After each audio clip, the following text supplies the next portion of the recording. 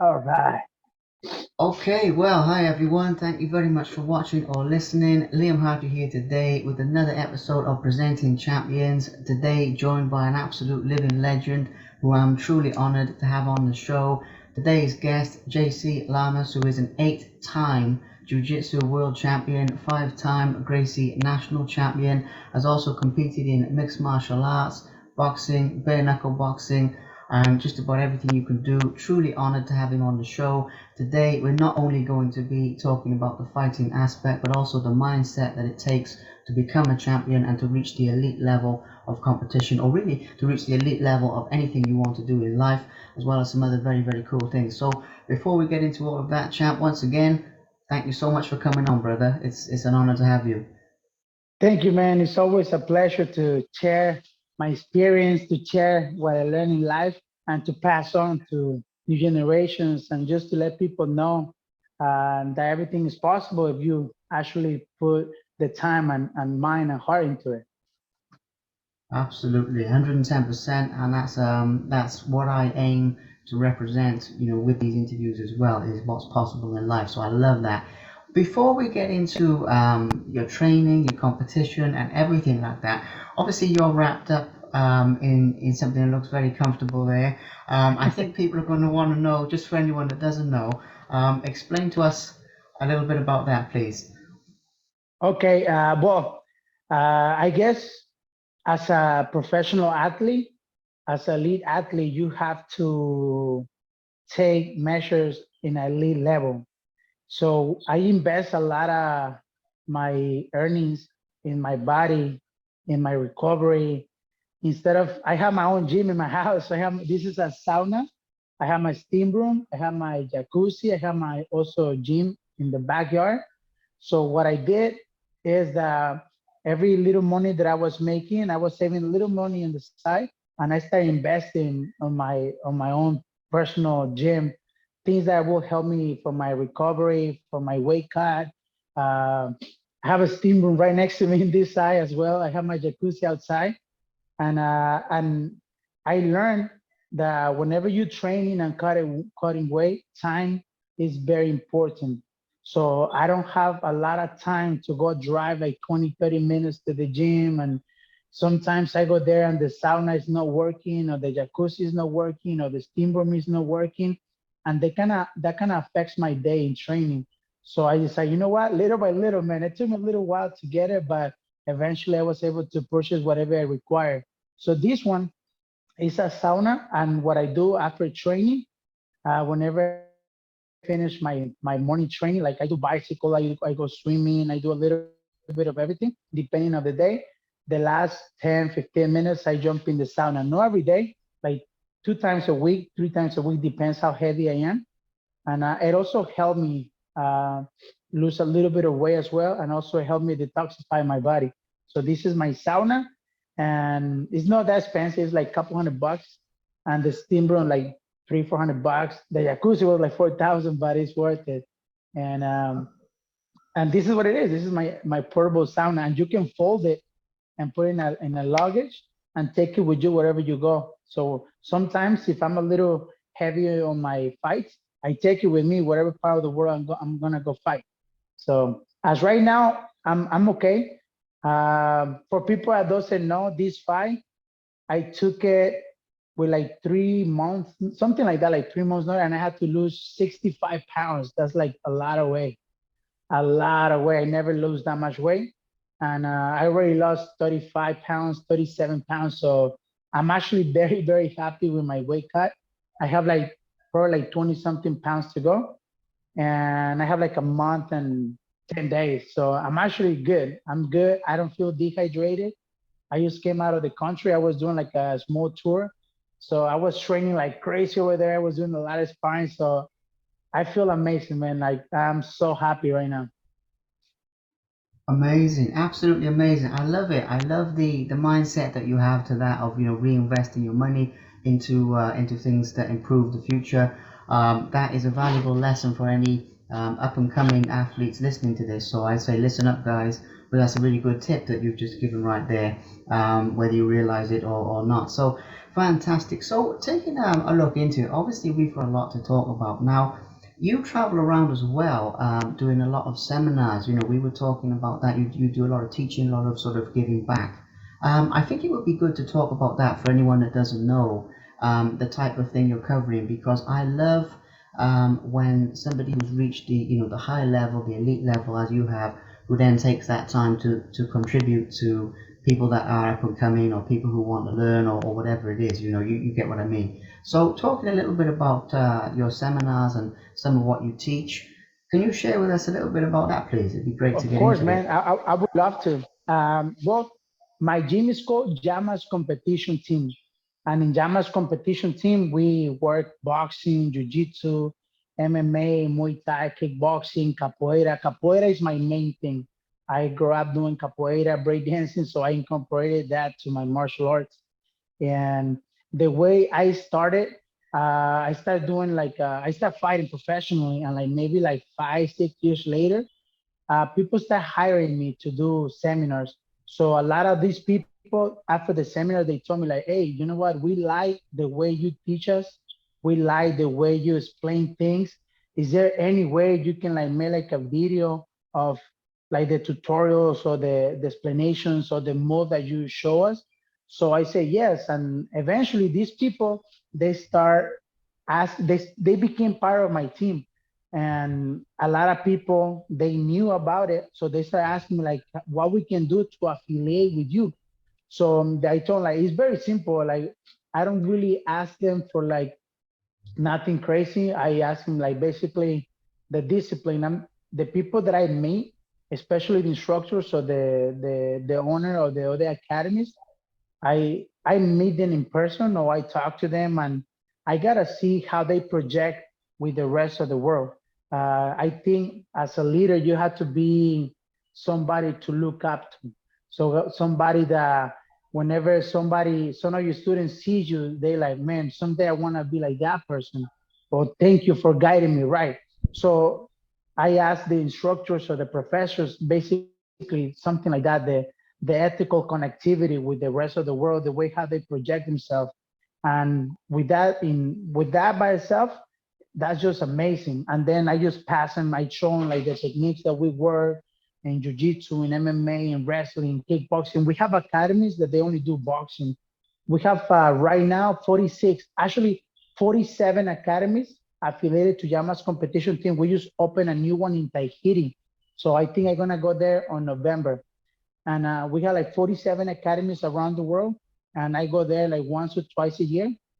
I send them like different instructional videos, not just the martial arts aspect, also the financial aspect of a business. For a lot of people that they never had a gym before, is a lot of financial things that you need to know, like your trademark, your taxes, your profit and loss, your investment, your marketing, like strategic and logistics tools to make your business grow. It's a lot of things. So I help them with all of those things. I learned with a lot of failures in my career on my business. Like I learned how to do this. I learned from my mistakes not to do this. So I add those things to the resume of my teachings. So whenever I pass it to somebody from my academy or from my affiliation, they won't make the same mistakes that I made. And thanks to that, I became wiser on my business. I became somebody that I'm right away. I try to make invest on my business, invest on my students, invest on my body. And the best thing that you can do is make a living something that you love. So if you enjoy doing something and you make a living, man, you're gonna be the happiest man in the planet. So that's how they affiliate to me. Like we talk, I explaining the requirements, and I start like passing the information, passing the technique, showing them how to grow their business. And then I give them a visit once or twice a year, and they can come to my gym anytime they want. My house is your house.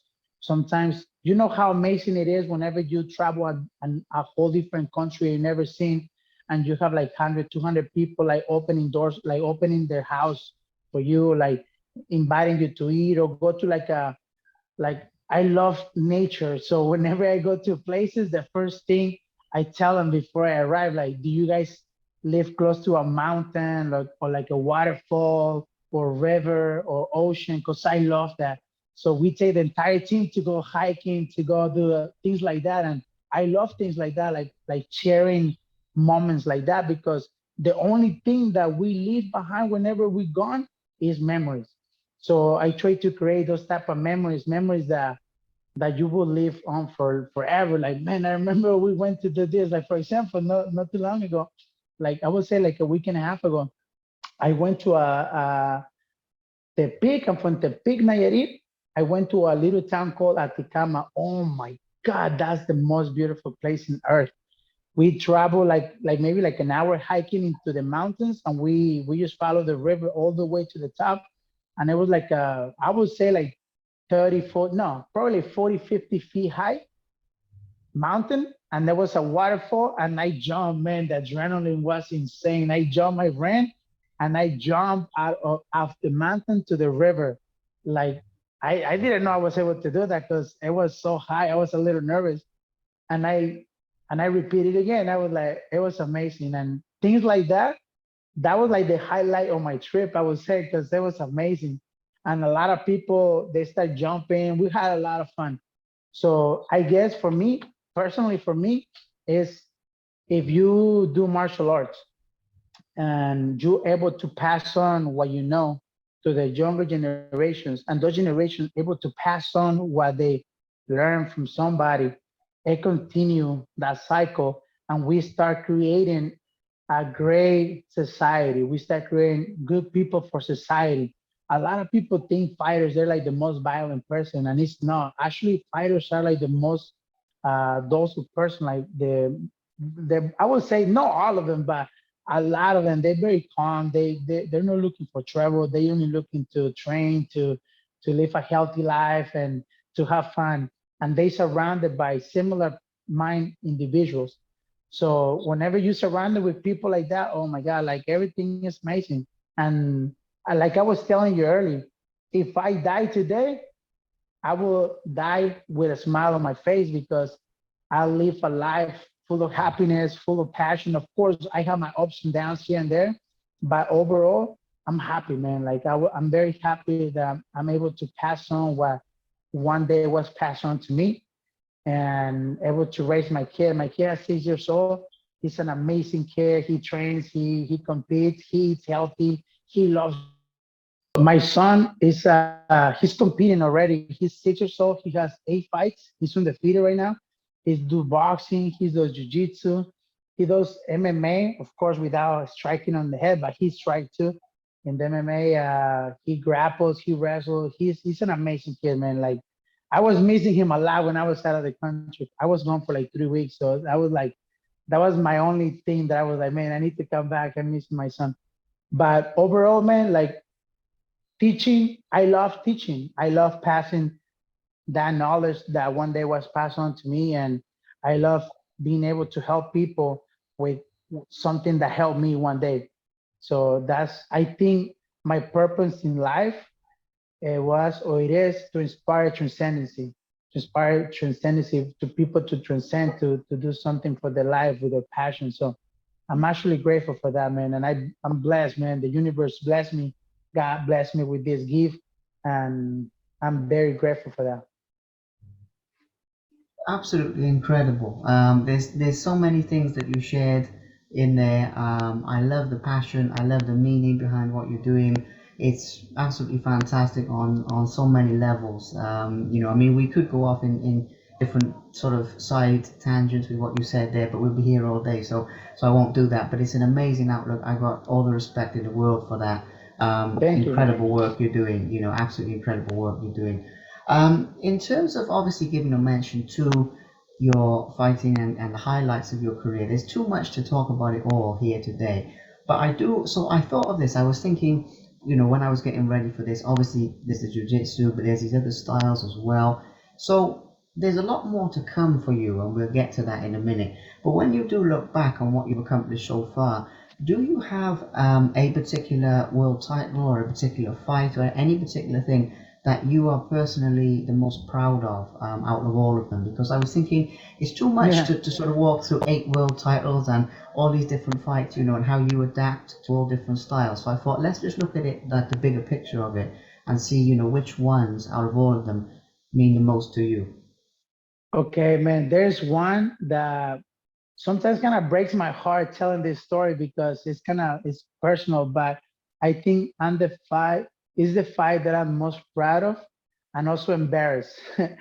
uh, when I first started fighting, I started doing jujitsu, and I would say I just did jujitsu for fun because when I moved to California, I never trained before. I was doing capoeira, break dancing, but it was more for my job. I was a professional dancer. I used to do acrobatics, and my capoeira was more like a show for the clients, for the people, like doing acrobatics, flips. Never really for fighting or competition. I never really competed or did any type of fighting with my capoeira. But I did fight a lot when I was a kid growing up, not because I wanted to. It was just inevitable. In my hometown, it was bad. Like I got stabbed several times. I got hit with stick. It was horrible. I don't want to talk about that, but it was horrible. So I grew up with that kind of mentality that everybody was against me. Like in my neighborhood, like everybody like tried to steal from you or like just tried to beat you up for no reason. Or there was a lot of drugs, a lot of things like that. So I never let nobody bully me. I never let nobody punk me or disrespect me. And I should have just walked away from things like that. But back there, you walk away, they follow you. So there was no way to walk away. So I had to face it. And the good thing is that when I faced them, eventually they learned that I will not let them punk me or let them bully me or let them take the little things that I have. I didn't really have much, but my sandals, my hat, my shirt, or like whatever I had. So I never let nobody do that. So I grew up with that mentality. So when I moved to California, I felt like I was invincible. I felt like I can beat anybody. I feel like if a car hit me, the car will get destroyed. Nothing will happen to me. Like that's how wrong I was. And then I went to a gym. They were playing basketball, and they were doing some jujitsu in the ring, but I didn't know what it was. So I went to the basketball court to break dance with some friends that I met, and they were grappling, wrestling in the ring, and it was a boxing ring in the gym. And also these guys grappling, and I asked them, "What is that?" Because that seems like fun. And they said, "Oh, it's called jujitsu. You want to try it?" And on my head, I was like, "Man, I'm way stronger than these guys. I'm easily gonna take them down." And I did. I took them down. By the moment they hit the ground, one guy got me in an ankle lock, and I have no idea what it was. The only thing I knew, it hurt a lot. So I started like screaming. And then the guy told me, "Well, when it hurts, just tap." And I didn't know what it meant, tap. So I was like, screaming like crazy, and the guy didn't let go. So he said, "Just tap when it hurts." And I was like, "What is that?" "Just say tap or tap me with your hand like a couple of times." So I said, "Okay, tap." So I was like, "Man, I need to learn this." The reason why I wanted to learn this, it sounds kind of messed up, but it's the truth. I wanted to learn that so whenever I go back home, I can get everybody with that move. The people that try to bully me or punk me or stab me, or the people that stab me. That was my intentions.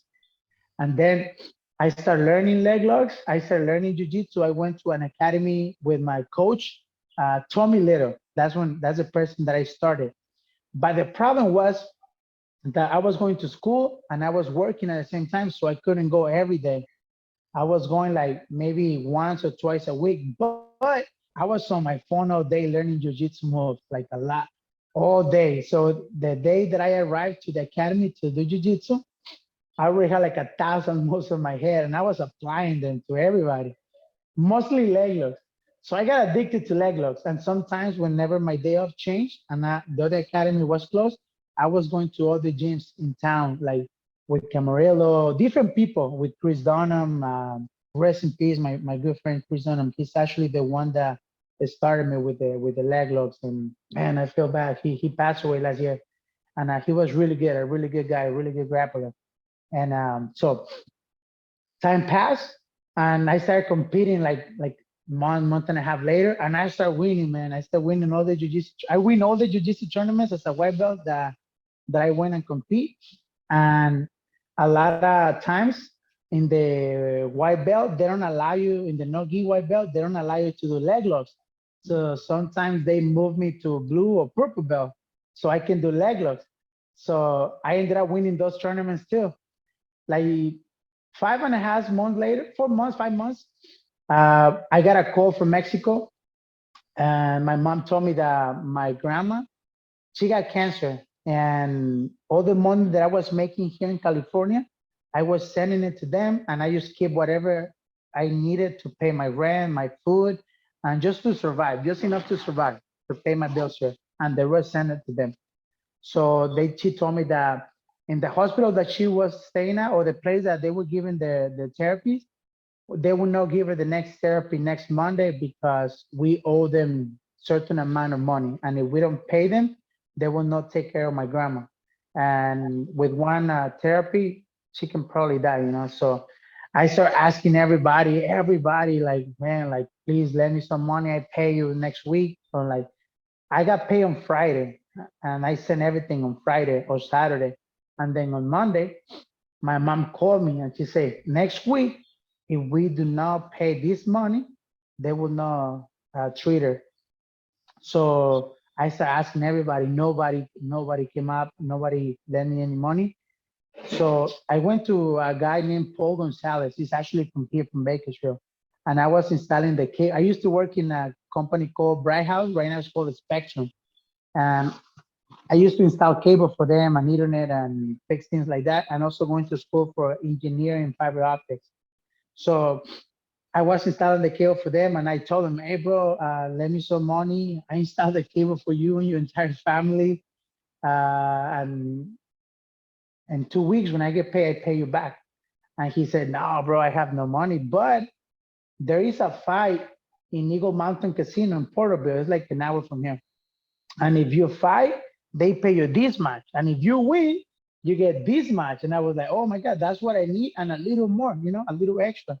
And I was like, and what do I need to do? On my head, I was like, I think I can beat anybody with my jujitsu. I had like 5 months of jujitsu, I was still a white belt, but on my head, I was a beast. So he told me like, well, the guy that you fighting, his name is Gabriel Gill. He's a undefeated professional boxer. He's been doing amateur boxing for a while, also amateur MMA, but this is gonna be his first MMA fight. So I was like, okay, sign me up. So he signed me up, and he said, oh, but you need to be 170. And the weigh-ins are on Thursday and Thursday morning, basically. And that was like a Monday night, basically, whenever he told me that. So I checked my weight. I was 197, and I needed to be 117. So I had to lose 27 pounds. So I have like literally 3 days: Tuesday, Wednesday, and Thursday morning, like two and a half days. And because back then I didn't, it wasn't 36 hours. The wins were like a 24 hours. So I weigh in at night, like around like 5, 6 p.m. So I had like a 3 days basically to cut that weight. So on Monday at night, I started like checking how to cut weight. I never cut weight before. So I checked, and I found out that it was possible to lose 27 pounds in 3 days. So I started doing that. Literally, I didn't eat anything for those 3 days, no food, just a little bit of water to survive. And the moment I wake up, I went running. I put my like trash bags in my on my clothes, and then went running, and then came back. And then after coming back, I put my clothes, more trash bags, and then my uniform, and then I went to work. And I think the time is up right here. Yeah. So after that, I passed out a couple times, man, in customer's house, and my boss almost fired me. Whenever an incident happened, they test you, like they drug test to make sure you don't doing like anything illegal, like drugs and stuff like that, because you're driving a company's van. So they test me. I start looking like a crackhead because I got start getting sucked in like those 3 days. So I told them like, no, man, I started training, I cutting weight. I didn't want to tell them that I was gonna fight because I didn't want to get fired for that. And The good thing is Friday, Saturday, and Sunday was gonna be my days off, those 3 days. And I was gonna be able to fight on Friday, recover Saturday, and in case I was cut or Sunday and rest Sunday and then come back to work on Monday. So I told him that I was cutting weight. He didn't believe me. So they went and tested me and I was fine. I was just very dehydrated basically. So I got there, I went in and I made weight. And when I saw my opponent, I was like, oh my God, this mother flower is, there's no way this guy is 170. That guy looks like a bodybuilder. That guy looks like he just won Mr. Olympia. There's no way. On my head, I started like doubting, like, this guy is a heavyweight. So he started walking, he got in the scale, 169. I was like, how's that possible? How he's 3 times bigger than me and he's 1 pound under.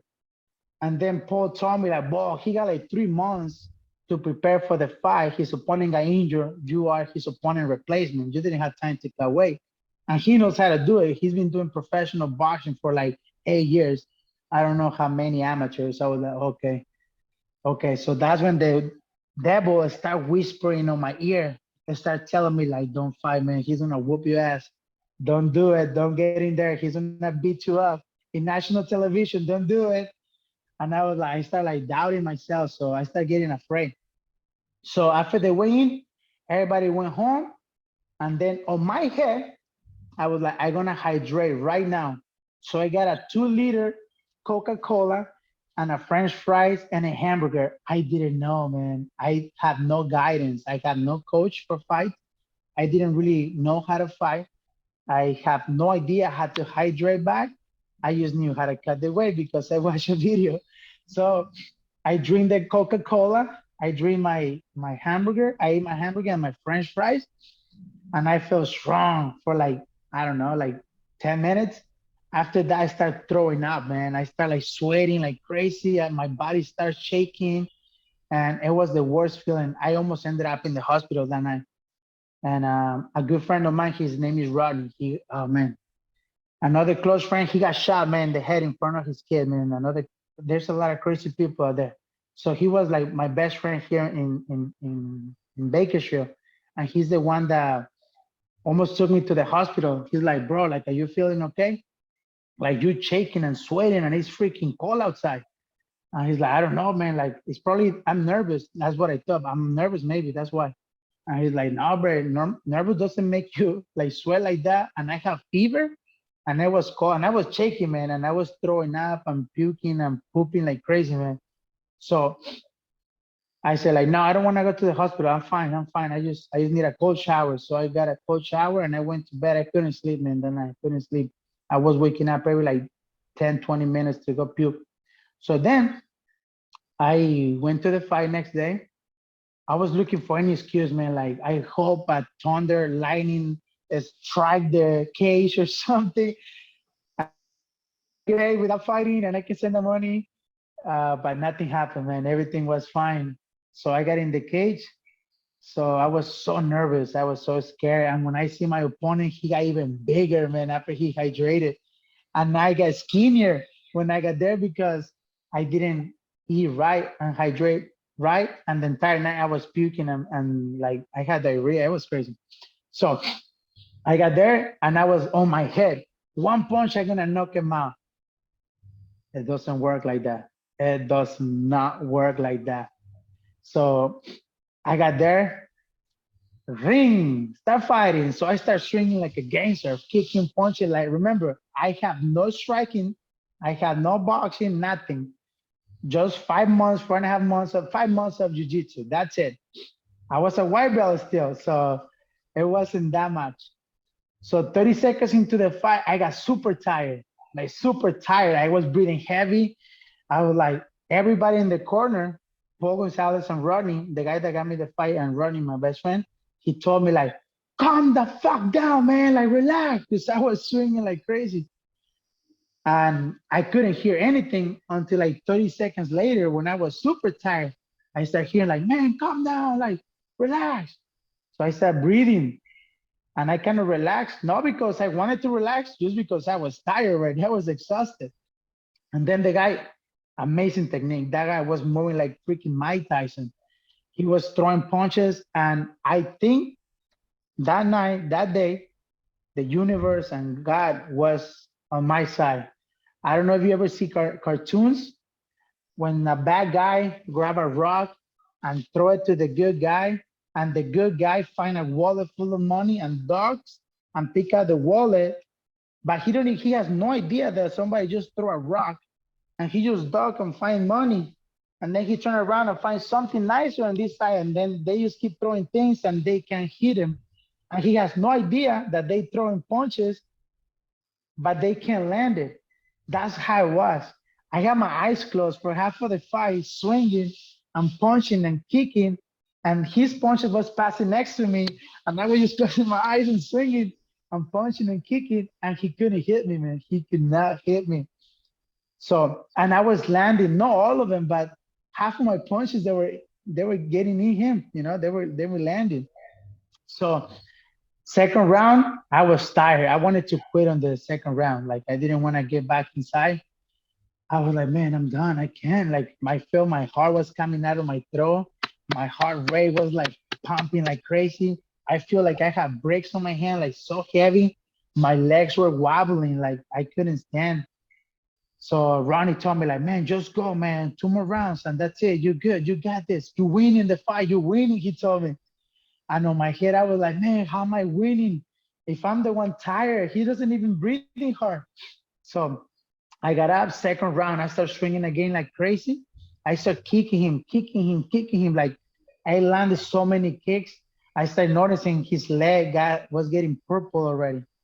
So second round, and he throw a very light jab like that. Boom. He hit me in the forehead. Pow! Cut me open like a big old cut, like huge.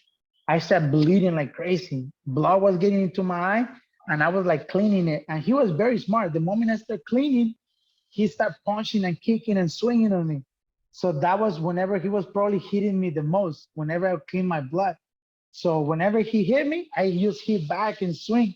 So we can have like a crazy exchange in there. So I think it was like 30 seconds before the end of the round. I couldn't see, man. I had blood in both of my eyes. So I just hugged him. My wrestling was trash. I didn't have no wrestling, but I had good leg. I would say like a decent leg lock for a white belt. So I hugged him. I got him into the cage. I don't know how, but I grabbed one leg and took him down. And he landed. I landed next to him by the cage and him. He was in the middle. So I squeezed him very tight next to the cage. I had one arm trapped. And then the other arm that he kind of had between my body and his face. So I throw like a nasty elbow, like pow, pow, two elbows and landed on the jaw. Boom. And I was about to throw the third one. I think two more of those and that will be over. By the time ended, like ring. I used the rest of my energy just to take him down and to throw those elbows. And then he got up like nothing. I couldn't get up, man. I was super exhausted. I was tired. I started using the cage to get up. My friend Ronnie came and picked me up. Paul came inside and he didn't bring the stool to sit down. So I told him, get the seat, man, get the chair, man, get the chair. And he's like, no, it's okay, just stand up. I was like, no, get the chair, man, I'm gonna fall. I was feeling like tired and dizzy, I couldn't breathe.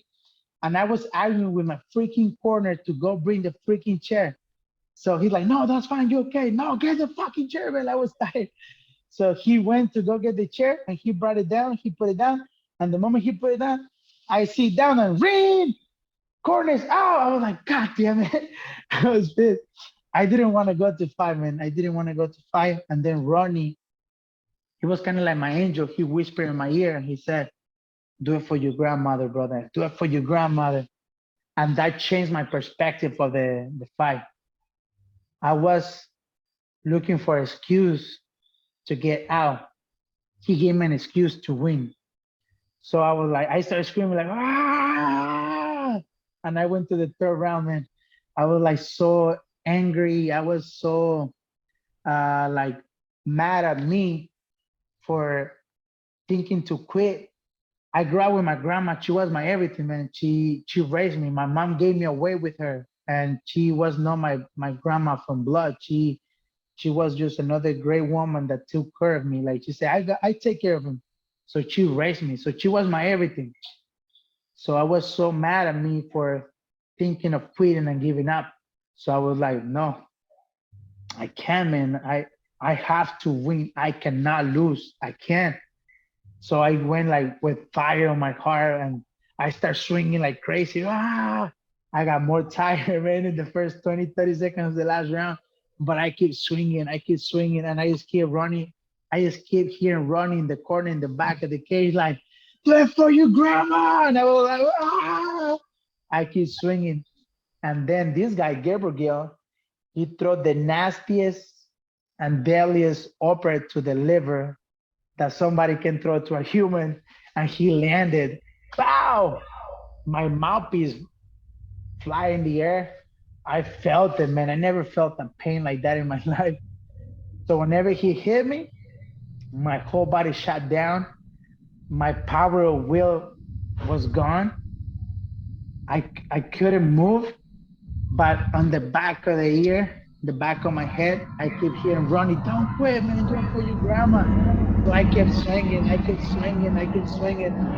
So the referee stopped the fight for like 2 seconds, and he picked up my mouthpiece. And he said, if you speak your mouthpiece again, they're gonna take a point from you. And on my head, I was like, man, I didn't speed it. I didn't speed it out. Like this motherfucker almost killed me with that freaking punch. Like he's the one that made me like spit it out, you know? So he gave it to me, and we start swinging again. And my opponent was getting frustrated because he couldn't land many punches. So he's like, come on, let's go, let's go. So I keep swinging, I keep punching. And it was a crazy exchange at the end. And then ring, time ran out. I was exhausted. Like I felt my heart was coming out of my throat. I couldn't breathe. I couldn't even drink water because my breathing was like every water I drink, I just push it out with my from my breathing. So I got my shirt on. My legs were wobbling. I couldn't even stand. And they say, and the winner by decision in the blue corner, JC Llamas. And I was like, oh my God, like the greatest feeling. That fight, I'm probably the most embarrassed because of my technique. I didn't have no technique. I didn't have no cardio, no endurance, no movement, no nothing. The only thing I had, it was a reason, a motive. That's it. That's why I'm a little embarrassed when people watch it because they don't know the story behind it. But if they put Gabriel Gill to do one fight with me, he will not last 30 seconds right now. So thanks to my grandma, I find a motive, a reason, a career.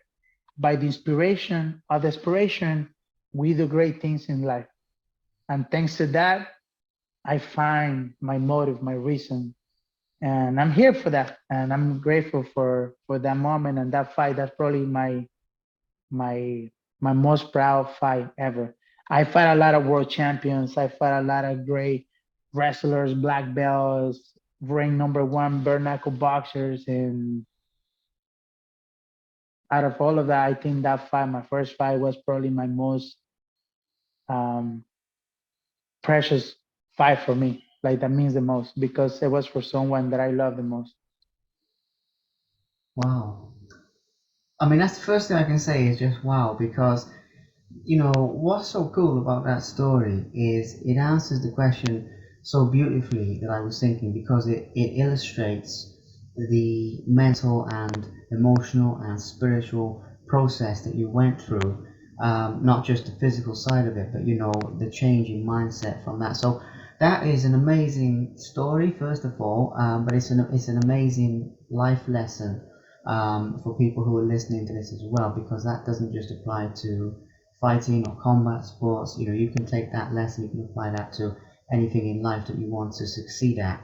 And it really is a beautiful thing, because I was thinking, out of all these styles that you've competed in with your MMA and boxing and bare knuckle boxing and jiu-jitsu, how do we sort of illustrate how you've grown as a person? And that is just an amazing, that's not even a question, it's just an amazing answer. So brilliant. So I don't know how you're doing for time. I'll have to wrap up by a little bit after 11, so fairly soon. But Well, getting into just the last couple of things that I'd like to talk with you about, and I especially because I don't want you to cool off the wrong way as well. You know that's important. Is obviously when it comes to adapting to different styles. You know, over the years of your competition, you've adapted to quite a few different styles with MMA, with bare knuckle boxing, with you know these different things. What is it that inspires you to move around the different types of things you've done instead of staying with like the jiu-jitsu? Obviously won 8 world titles, and inspires you to test yourself in these different areas, if you get where I'm coming from with that side of it. Man, that's crazy that you asked that because I just got somebody asked me that question like not too long ago. I got an interview on ESPN and exactly same question. That's amazing. That's crazy. Um, well, let me change a little bit the answer to you with the same answer, but with a different perspective. When after the fight that I did to be able to provide for my grandma, I made a promise to myself that I will never feel like that again. Like I will never feel that exhausted. I will never come unprepared. I will educate myself in how to train, how to recover, what to do, how to adapt. My entire life, man, has been adapting to situations. I grew up in a place that for many months, like during the year, we have no water, no electricity. Sometimes we didn't have food for like day or 2 days. I was working since I was like 6, 7 years old, like picking mangoes, fruit, whatever we could go fishing to sell it so we can eat. So my entire life, I was adapting to whatever um, situation it was in front of us. So I guess thanks to those moments in life, and I love those moments because they forced me to the person that I am today.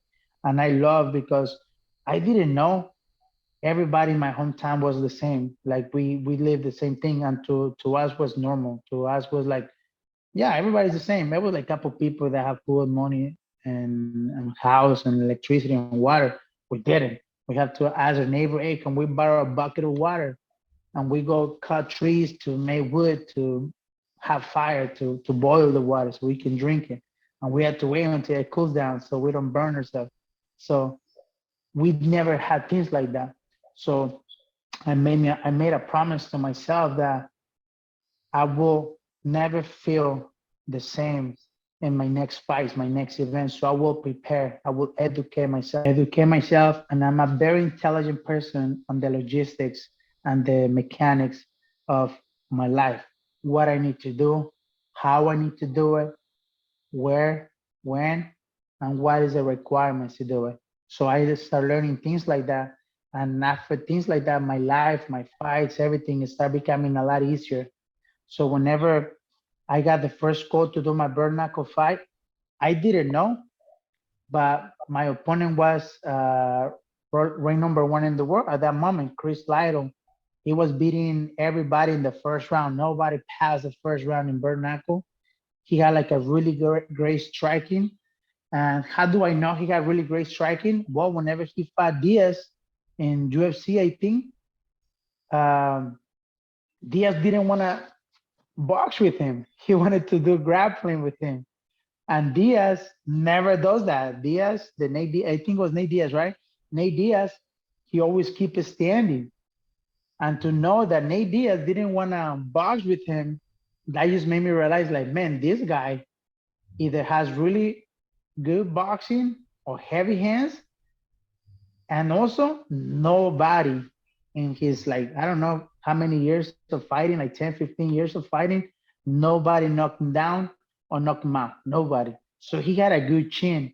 The same thing with me. Nobody has knocked me out or tapped me out in my career, in my professional fighting ever, in like 12 years of fighting professionally.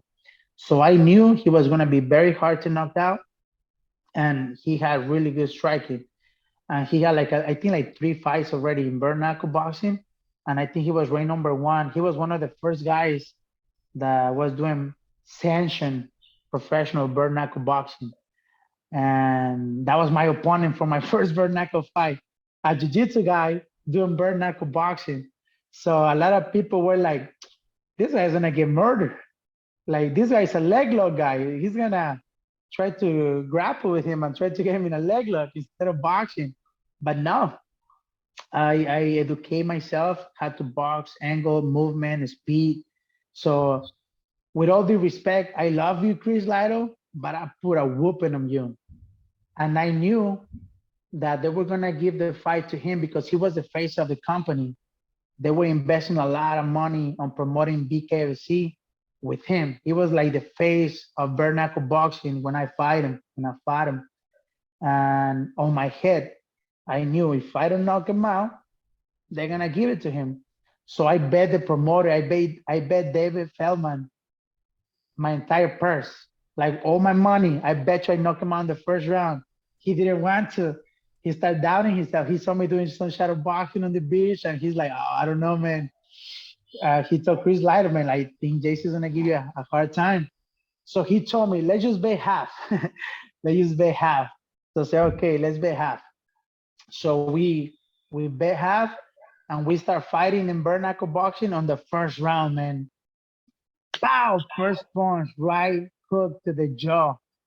I almost drop him. He started wobbling, and I keep charging at him. Pa pa pa pa pa. I was like literally like 1 or 2 seconds to knock him out, and everybody got surprised, man. I hear like 5,000, 6,000 people screaming, "Jason, Jason!" And it just filled me with a lot of energy. So when the fight continued, man, we keep going, we keep going, we keep going, and I didn't finish him in the first round, but I was so close. So I was like, you know what? I didn't finish him in the first round, but I'm gonna try to finish him in the on the second or third. But I'm gonna finish him.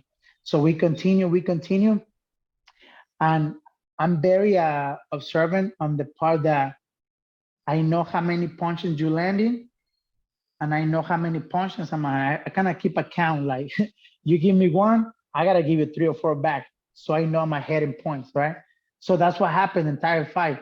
I knew I was like a 30, 40 points ahead because what I was landing. He ate a lot of my uppercut, like nasty uppercuts. I cut him up in different places, and in one of the exchanges, I think like we bumped heads, and I got like a big cut on my face, and he was really good too. Like he was really good fighter.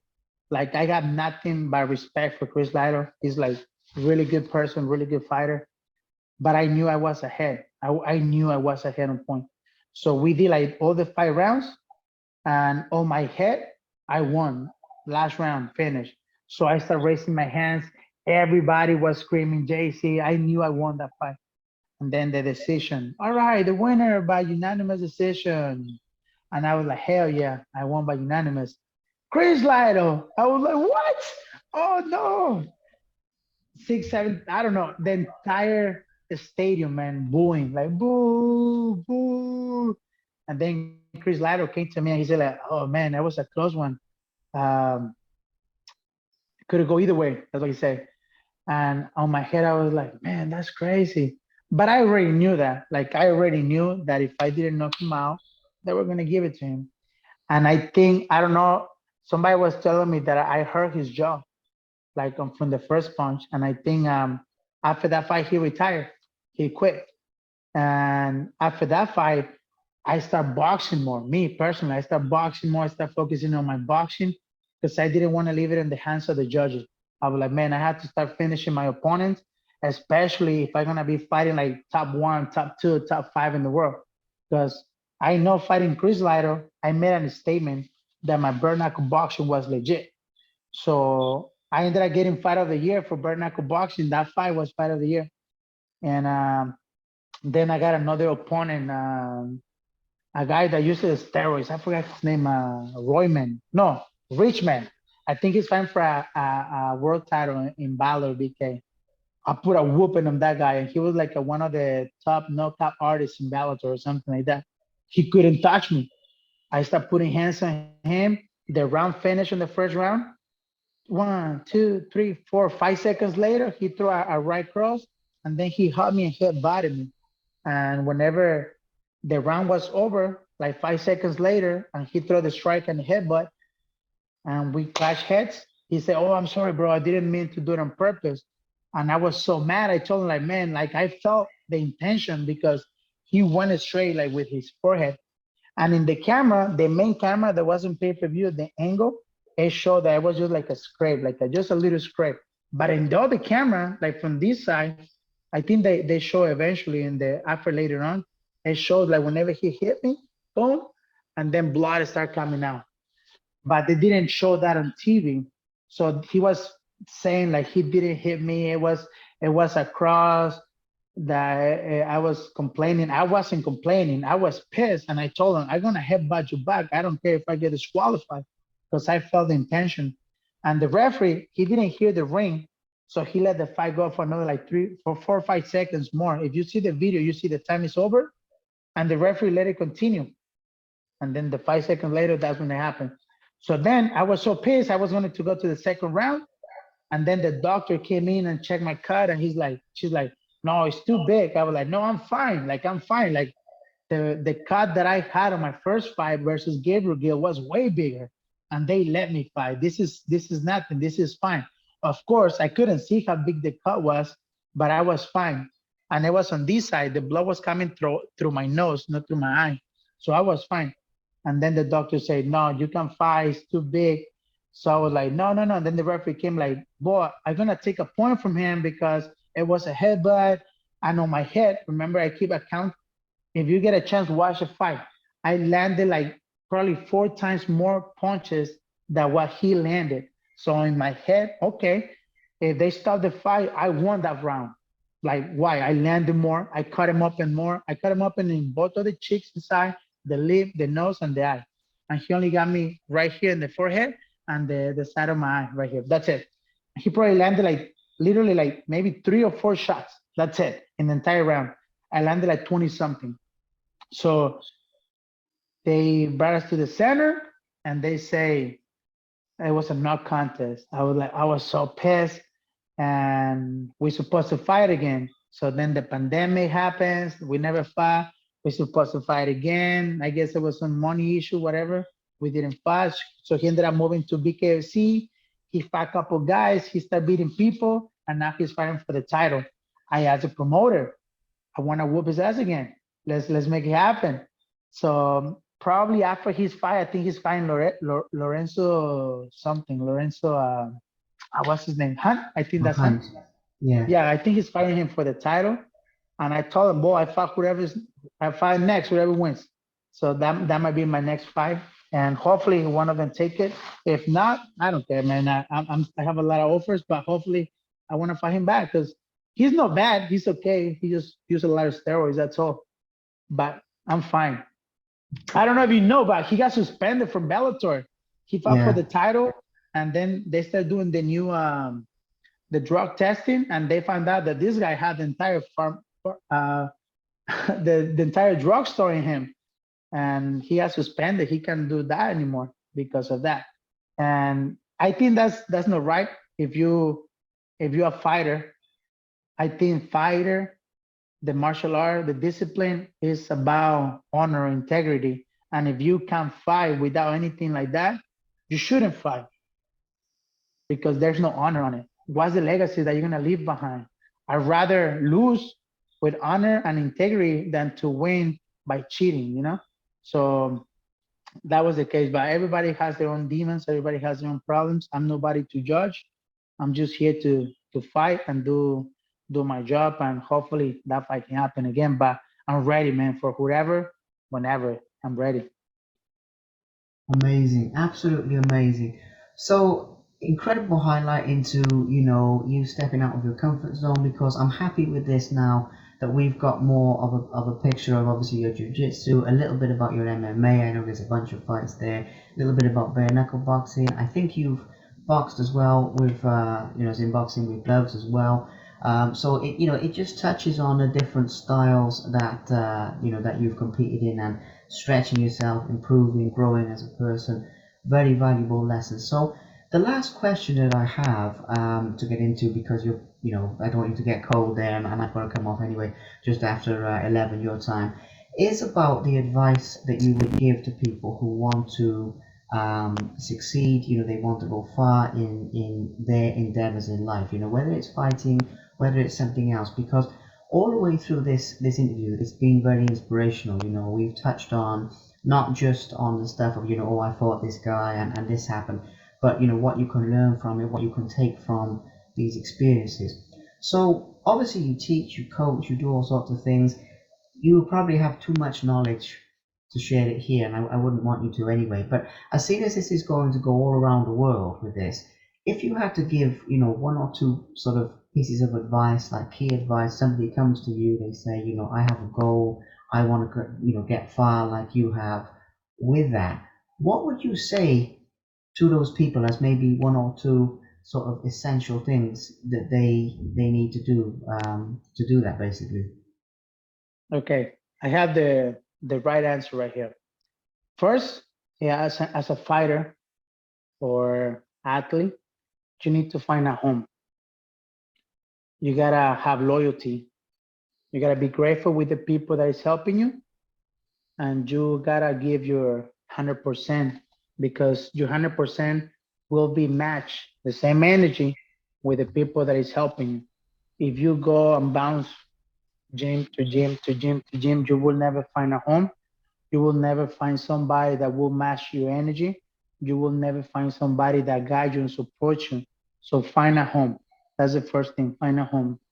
Two, be grateful with the people that is helping you and always give it your best. Give it your best. Don't give them excuses. Give them your best. Give them solutions, not problems. And three, dedication. Find a reason why you're doing it. Don't just doing it for fun. Just don't doing it to impress the girls. Don't do it because you want to be cool. Do it because you love it. And find a reason. My reason right now is my son, my family, the people that I love, the people around me. That's my reason. And thanks to that, I have a reason not to fail them. I have a reason why to do it. And three, I love doing it. I actually literally enjoy fighting. Whenever I have sparring days like Tuesdays and Thursdays, I have a big smile the entire day because I know it's a sparring day, and I know those days are tough because sometimes for example, on Thursday, I have a good friend of mine who's helping me big time. My brother Nico Macias. He's a national WBC champion. He was signed with Golden Boy Promotions. He has the record for the most punches thrown in one round in the world. This guy's a machine. He doesn't stop. And I know whenever I go spar with him, it's gonna be a really good day because the quality of sparring with him. And I don't spar just with him. I spar with him and I love like three, four more people. And I know those days are gonna be hell, are gonna be hard, but I love it. I enjoy it. And the good thing as well, he lives in a high altitude area, like 5,000 feet. I live in like 1,000 feet above sea level. So I know the breathing over there is a lot harder. So I get tired faster there. But whenever I go there, I don't do 1 round, 2 rounds, 3 rounds. I do like 24 rounds, man. And people doesn't understand how hard it is to do 24 rounds. Of course, I get like 1 round break after like 10, 12 rounds, and another like round break to do mids to drink a little water. But those days are insane, and I love it, man. I love it. I can't wait to be Thursday. But at the same time, I was like, man, I hope Thursday is over. You know what I mean? Like that type of feeling, you have to feel it like that. And after that, after I go there, because I go there in the morning, I come back to my gym and we have a 1 hour sparring of boxing in my gym, then 1 hour sparring of jiu-jitsu, and then 1 hour sparring of MMA.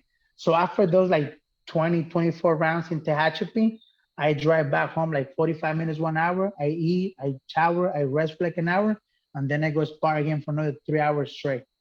So those are Thursdays. Those are my Thursdays for the last 2, 3 months. And I know it's super heavy and crazy, and I ended up super sore. Those are the favorite days of the week for me right now. And then the same thing on Tuesday, but on Tuesday is less harder. I spar with a lot of people. I have a lot of people here. I want to give a shout out to my friend Christopher Torres, Tommy Little, Fabiano Hija, all my students, man. They're like have a lot of one little kid named Ethan. He's like 12, 13. He's one of my main mates.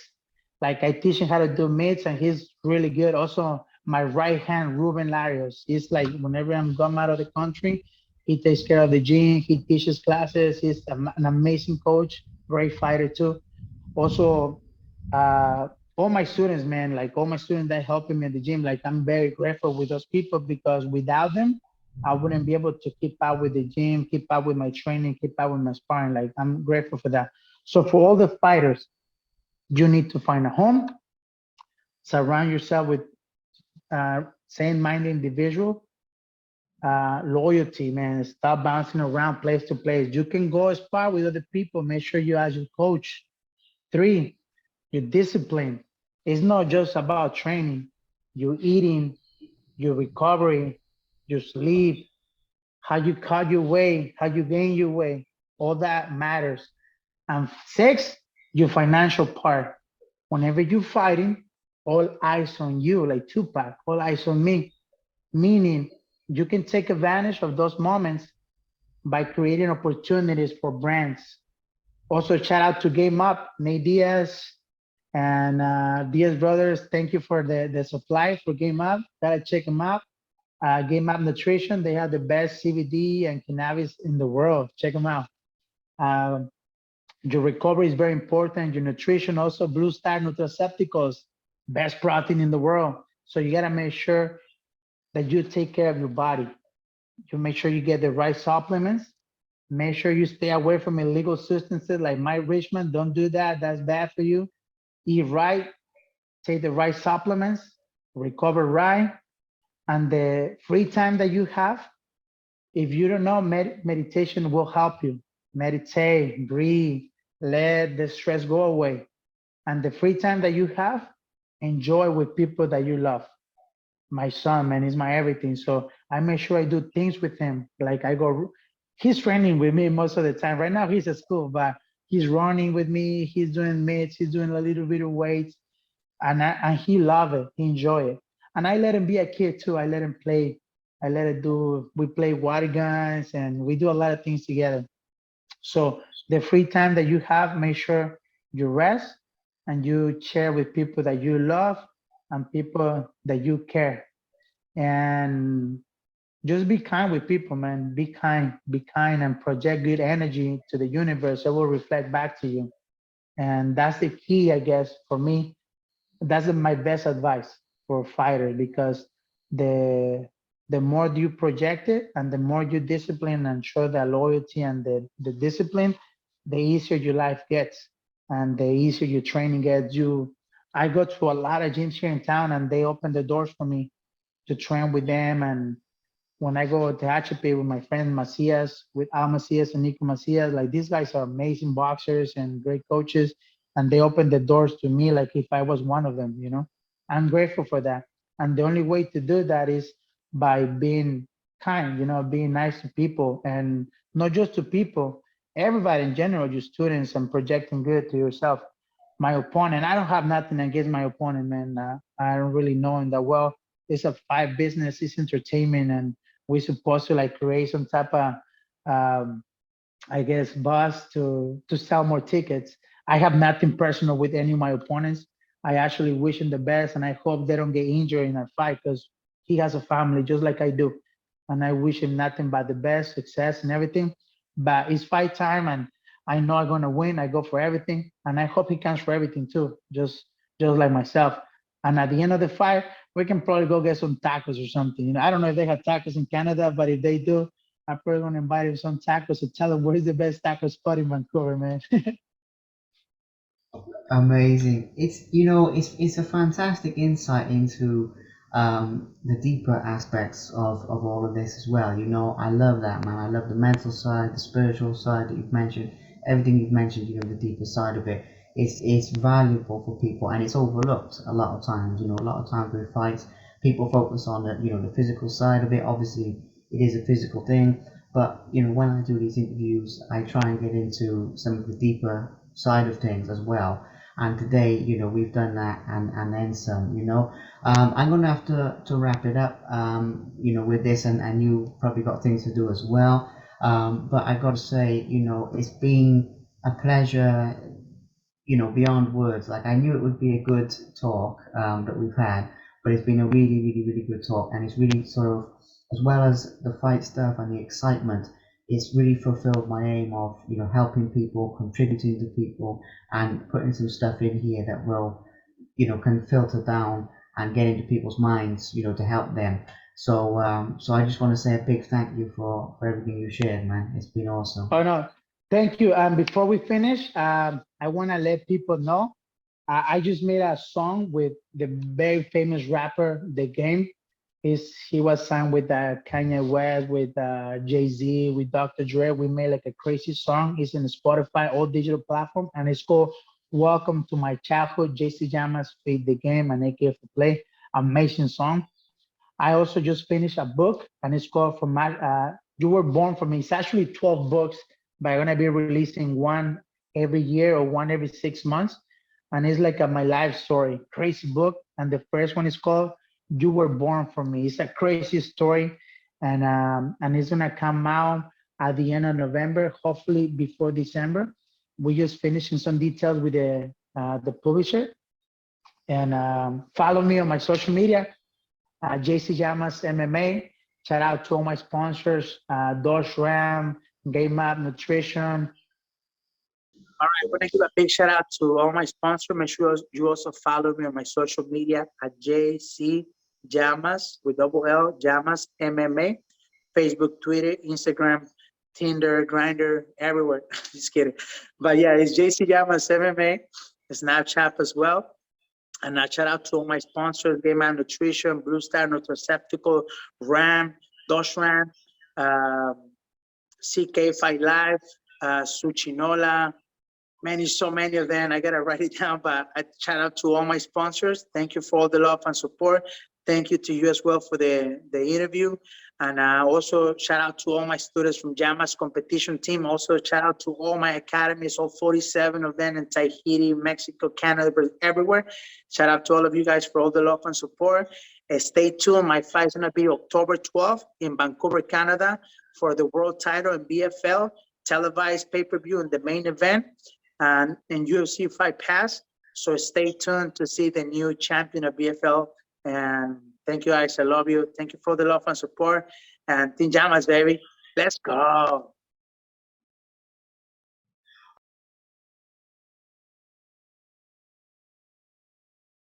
Thank you very much for watching.